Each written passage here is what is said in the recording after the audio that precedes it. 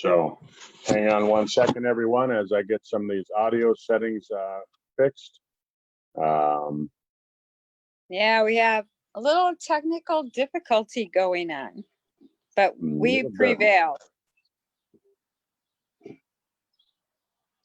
Little bit of problems with that, but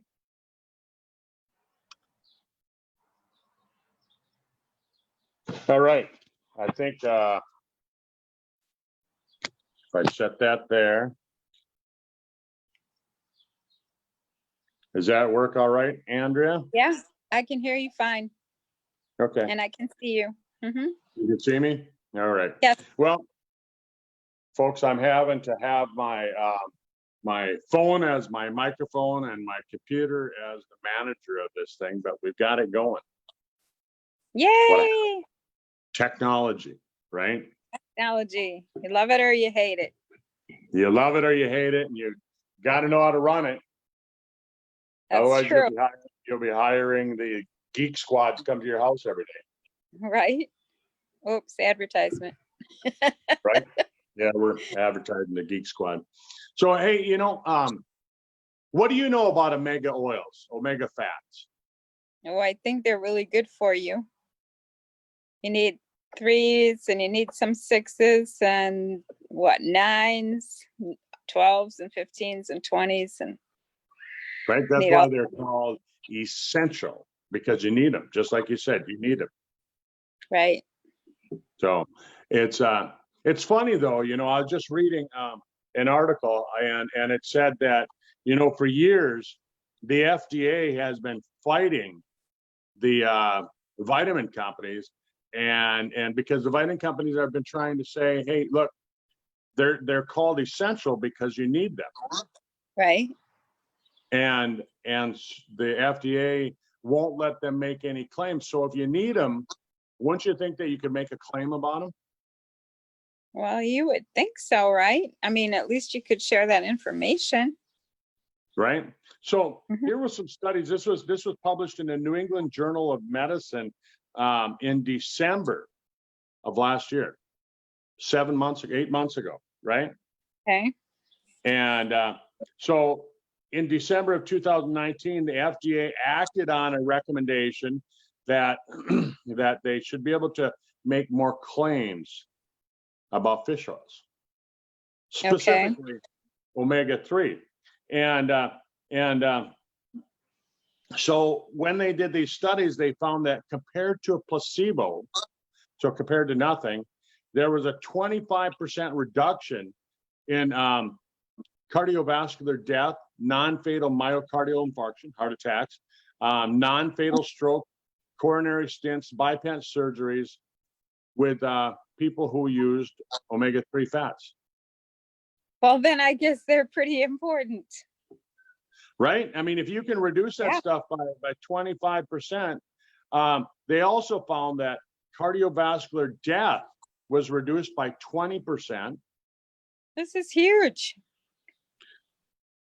Non-fatal and fatal heart attacks were reduced by 31%.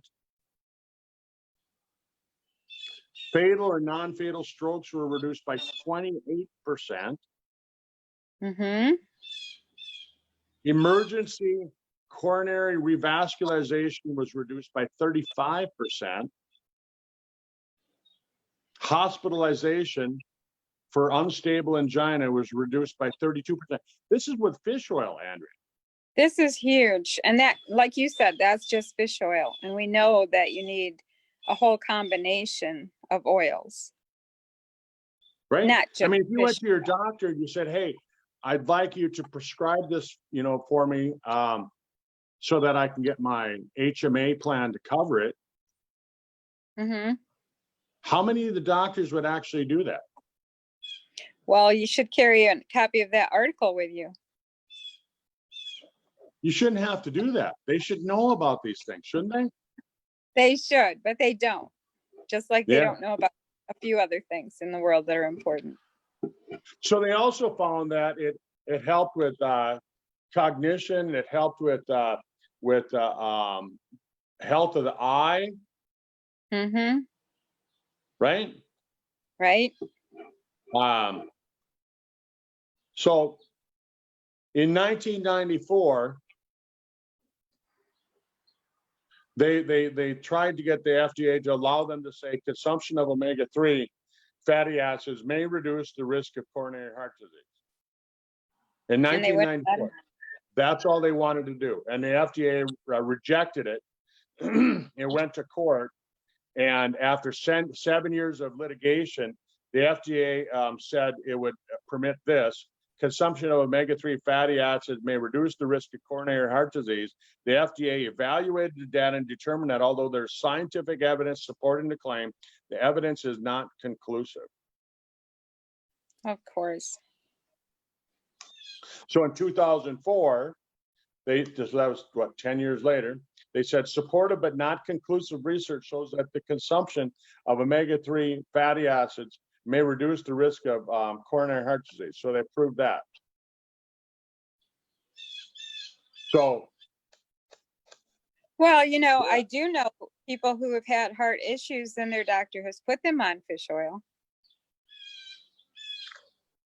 yeah, I mean, this is just, So that's pretty amazing. So here, they're showing that if you take 1,000 milligrams of EPA DHA, which is the two of the fats that come from fish oil, and 2,000 international units of vitamin D, it reduced your reduction, the cancer deaths were reduced by 25%. That's huge. 25%? Uh-huh. Wow. That was with the 2-year follow-up. It reduced it in 2 years, 24 months. So probably a whole lot of that, though, is also not only the oil, but the vitamin D, because we're all pretty deficient in vitamin D. Yeah. 28% reduction in heart attack, 50% reduction in fatal heart attack with fish oils, 22% reduction in angioplasty procedures, right? That's where they go in and balloon it open. Mm-hmm. So now, of course, the drug companies, they want to have, they want to come out with drugs. Of course. They want to, there's actually 2 fish oil drugs on the market right now, but it's going to cost you like $4,000 a year to be on them. Imagine that. Imagine that. Right? But so to put that into perspective, here's what they say here, that if you eat a 4-ounce can of wild salmon, 2,000 milligrams total omega-3s, you're gonna get your fish oils if you do that 3 times a week. Just eat salmon out of a can, right? But when you take a look at people consuming a Western diet, we're barely getting enough of our omega-3s, and so we end up with this high omega-3 to omega-6 to omega-3 ratio. And omega-6s, of course, you and I have talked about this before. Right. You have to balance that out. Yeah, the omega-6s cause chronic low-grade inflammation all the time. So let's tell people what omega-6 is. Omega-6 is like the bad fats, like fried chicken fat, right? Yeah, it's more of your, I would say your bad fats. You need some because you need that inflammatory response. Like if I hammer on my hand, bruise my hand, you need to have some inflammation. Okay. But what happens? But like, okay, so it's in like chips and Doritos, and it's that kind of. Well, it's in wild animals too. In game, it's in. But what happens is the ratio gets out of balance because we feed our animals too much corn. Okay, but I'm trying to establish what people could understand as the bad omega-6, so they wouldn't eat as much of that. Right. Well, I mean, that's what I'm trying to say is that if you're eating commercially beef or chicken or whatever, bacon, yeah, you're gonna get too much of the omega-6. Okay. Even most of your plant-based omega fats are high in omega-6, like flaxseed, high, you know, it doesn't have quite the good levels of the omega-3. Oh, so taking flaxseed oil is high in 6? It's going to be higher in 6. Yeah, it's not going to balance out that ratio as good. So you really, the best way of getting your omega-3s to get the balance is going to be consuming fish oil, cold water fish. Okay. And, you know, we've discussed this before, but I did work for a chiropractor for a while. And I remember him teaching one of his patients that, you know, if you want to know if you have good fish oil, you open the capsule up, smell it. If it's really rank, it's probably not very good. Well, if it's really rank, it means that it's been sitting on a shelf for a while. Yeah. Right. I mean, oils go bad. I mean, just take and buy a jar of cooking oil and let it sit there with the cover open, you know, and a year later go open it up. Yeah, it's just smell pretty rank. Right. Okay. It ages. That's why they got an expiration date on it. Yeah. But you can have your omega-6 to omega-3 ratio measured with a blood test. Oh, okay.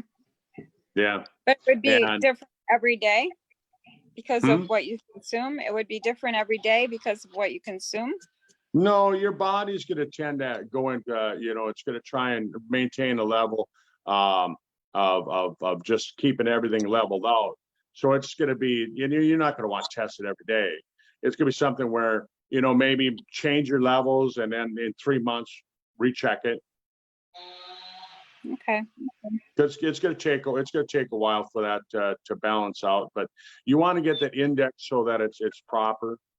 So, you know, I'm taking 3,000 milligrams of EPA every day.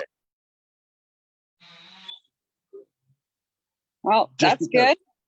Yeah, just because I know that that in my family, heart disease tends to run in the family, cancer runs in the family, obviously, and I want to make sure that I don't have a high risk. Right. So 3,000 international units a day. That's what I'm using. Yeah, and then I'm taking another 10,000 of vitamin D. Okay. So, I really like the product that we have from Sizzle. It's a great product. It's got the omega-3s, it's got the omega-6s, it's got omega-7s, omega-9s, and it's pretty well balanced. But again, I add extra EPA, specifically EPA. Okay. You know, I think to me, that's the best thing to do, especially if you know that you have kind of a family history of heart disease and cancer. Excuse me. So, Well, that's all good information. And those statistics that you shared were mind blowing, really. I mean, when you can drop something 25% to 35%, that's amazing. That's huge right? With Mhm. fish oil. with fish oil. With fish oil. I mean, it's an inexpensive product. It makes sense. You know, it's not one of those things where you have to sit there and try and explain it to people. You know, the problem with it is that when we started trying to, I guess basically make the beef cattle so that the steaks were more marbled, so they had a better taste, and you know, get the right kind of fat in them. Right. What we Right. did is we started feeding the cattle all this corn so we could fatten the cattle up quicker. The problem with it is that the cattle then tended to grow more of the omega-6 fats instead of the omega-3. Right. So Yeah. that's why I like eating wild game, because it tends to have a better balance. So I see you've got your Sizzle shirt on today. It looks awesome. I like it. And yeah, so this has been a great talk about, you know, balancing out our omegas and, you know, offering that product from Sizzle, the omega product. Super So omega plus. Super Plus, omega the plus. plus part, the plus part is that we actually add CoQ10. Right, and we've talked about that before, that we add the correct CoQ10. That's right. It's the real CoQ10. The real CoQ10 versus the unreal. The fake. Full one. Yes, The fake. that's right. Right? Awesome. Yeah. But I think, that was just a good, quick call. I Yep. think we can end it with that, and, some of the things that you notice, like if your omega-6 ratio is too high, you're getting too much omega-6 and not enough omega-3, you're gonna tend to have chronic inflammation. You're gonna have achy joints, your knees, your shoulders, your hips. You're gonna have more allergic reactions. You're gonna find that when you do have inflammation, it's gonna go away slower. Okay. We have So- products for inflammation too. What's that? We have 2 great products for inflammation too. Yeah, which products are they? Fucoidan, made from a brown seaweed, and also H2 Sticks, which creates the most potent hydrogen water on the planet.